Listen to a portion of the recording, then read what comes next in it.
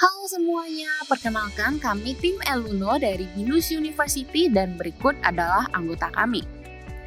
Pada kesempatan kali ini, kami ingin memperkenalkan ide aplikasi kami dengan nama Speak Up yang hadir untuk membantu teman-teman semua. Perkenalkan, ini Laura.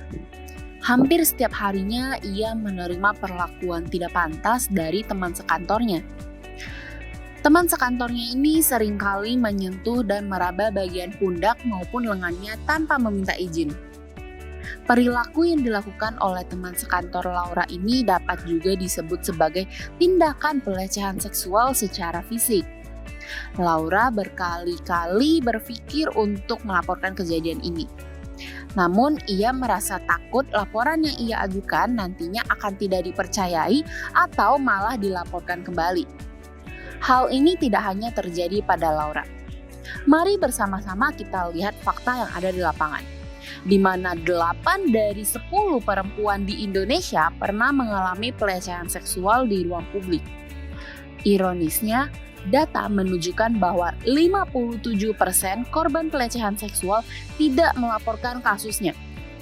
Hal ini dikarenakan korban takut akan stigma masyarakat terhadap korban pelecehan seksual atau yang seringkali disebut sebagai rape culture.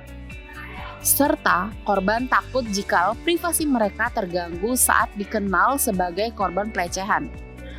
Untuk merancang aplikasi Speak Up, kami menggunakan framework design thinking untuk mengetahui pain points dari target pengguna kami.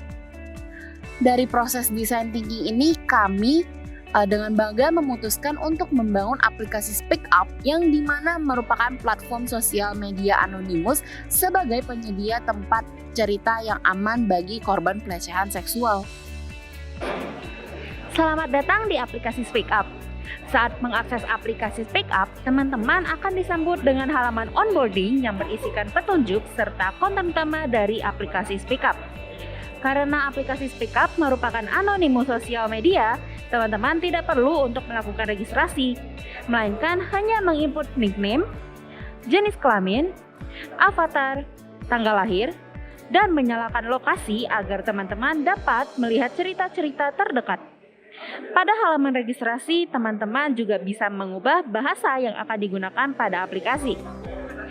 Pada halaman home, kita dapat memfilter berbagai cerita dari segi popularitas, lokasi terdekat, komunitas, dan cerita yang baru saja dipost guna meningkatkan awareness dari pengguna bahwa pelecehan seksual bisa terjadi kepada siapa saja, di mana saja, dan kapan saja. Saat ingin memposting cerita, teman-teman hanya perlu menekan tombol plus dan mengetikkan cerita yang ingin dibagikan. Setelah itu, cerita akan langsung diposting di halaman home.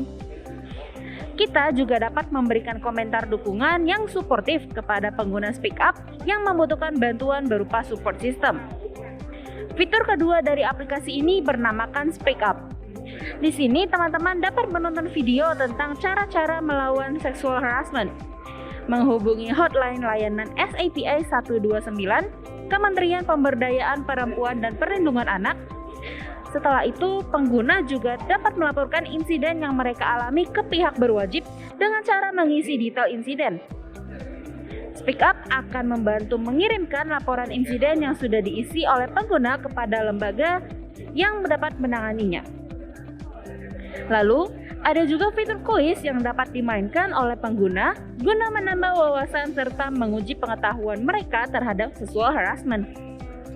Selain itu, pengguna dapat melihat data statistik mengenai banyaknya pelaporan yang diajukan melalui aplikasi Speak Up.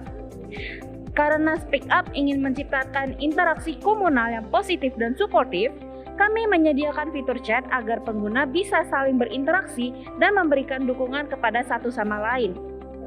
Di halaman profil, pengguna dapat melihat histori cerita yang telah mereka bagikan, serta melihat follow-up hasil laporan dari pihak berwajib yang akan dihubungkan melalui email pengguna dan akan diberitahu juga di notifikasi Speak Up. Sekian, Speak Up hadir di sini menolongmu.